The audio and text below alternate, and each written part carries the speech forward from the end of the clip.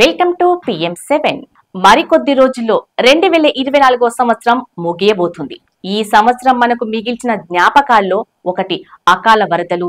ఈ సంవత్సరం అనేక కారణాల వల్ల చరిత్రలో గుర్తుండిపోతుంది. అయితే అత్యధికంగా వార్తల్లోకి ఎక్కిన విషయం అకాల వర్షాలు, వరదలు, కొండ చర్యలు విరిగిపడటం వంటి ఘటనలు. ఈ విపత్తు వేలాది మంది ప్రాణాలను బలిగొనడమే కాకుండా దేశానికి కోట్లాది రూపాయల నష్టాన్ని కలిగించాయి.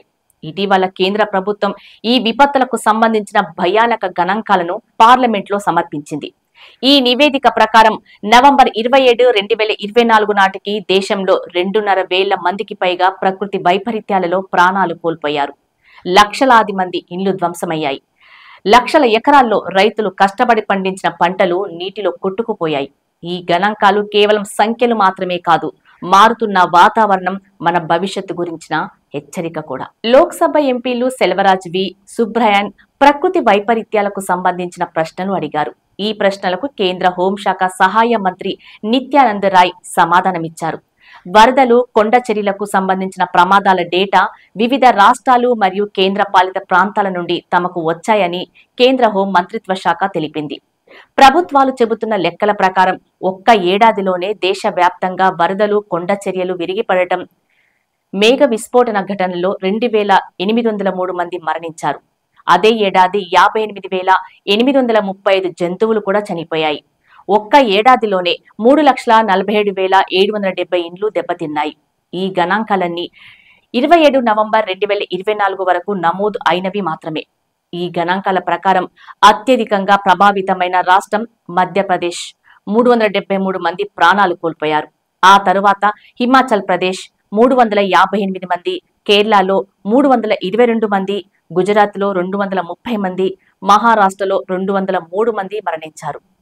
ఈ విపత్తులో జంతువుల మరణాలు గురించి మాట్లాడితే తెలంగాణలో అత్యధికంగా 13,412 జంతువులు చనిపోయాయి.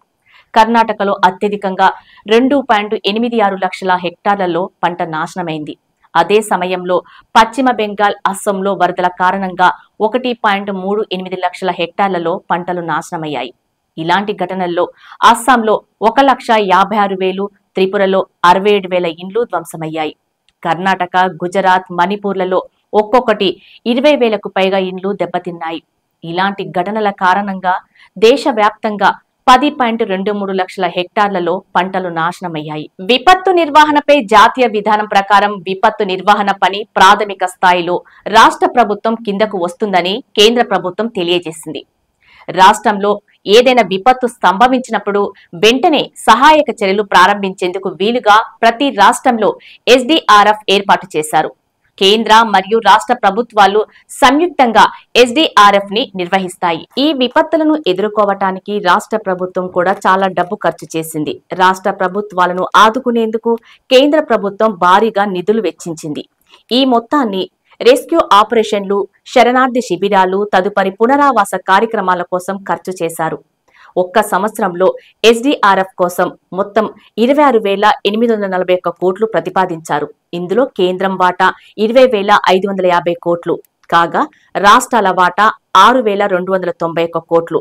ఇందులో ఏడాది వ్యవధిలో మొదటి విడతలో 10,728 కోట్లు, రెండో విడతలో 4,150 కోట్లు SDRF నుండి విడుదలయ్యాయి. అంటే SDRF దాదాపు 15,000 కోట్లు ఖర్చు చేసింది. ఇది కాకుండా NDRF ఒక సంవత్సరంలో 4,043 కోట్లు విడుదల చేసింది. NDRF గరిష్టంగా కర్ణాటకకు 3,454 కోట్లు, సిక్కింకు 221 కోట్లు, తమిళనాడుకు 276 కోట్లు, త్రిపురకు 25 కోట్లు, హిమాచల్ ప్రదేశ్ కు 66 కోట్లు ఈ సంవత్సరం ఖర్చు చేసింది. ప్రకృతి వైపరీత్యాలు ఎప్పుడు ఎలా సంభవిస్తాయో ముందుగా చెప్పలేనివి. అయితే భారీ వర్షం అంచనా వేసిన అతి భారీ వరదలు లాంటివి దగ్గరగా కూడా అంచనా వేయలేనివి. ఇవి సంభవించినప్పుడు రాష్ట్ర ప్రభుత్వాలకు వాటి కార్యకలాపాలలో కేంద్ర ప్రభుత్వం సహాయం చేస్తుంది. ఇది కాకుండా నేషనల్ డిజాస్టర్ రెస్పాన్స్ ఫండ్ ద్వారా కూడా అదనపు సహాయం అందించబడుతుంది. నేషనల్ డిజాస్టర్ రెస్పాన్స్ ఫండ్ ద్వారా అందించబడే సహాయాన్ని అంచనా వేయటానికి ప్రభావిత ప్రాంతాన్ని సందర్శించి నష్టాన్ని అంచనా వేసే ఇంటర్ మినిస్టీరియల్ సెంట్రల్ టీం ఉంది. దేశంలో నవంబర్ 21, 2024 వరకు ఇంటర్ మినిస్ట్రియల్ సెంట్రల్ టీం ఏర్పడినవి 12 రాష్ట్రాలు మాత్రమే ఉన్నాయి. అయితే ప్రకృతి విపత్తుకు సంబంధించి మానవ తప్పిదం లేకుండా చూడటమే మన బాధ్యత.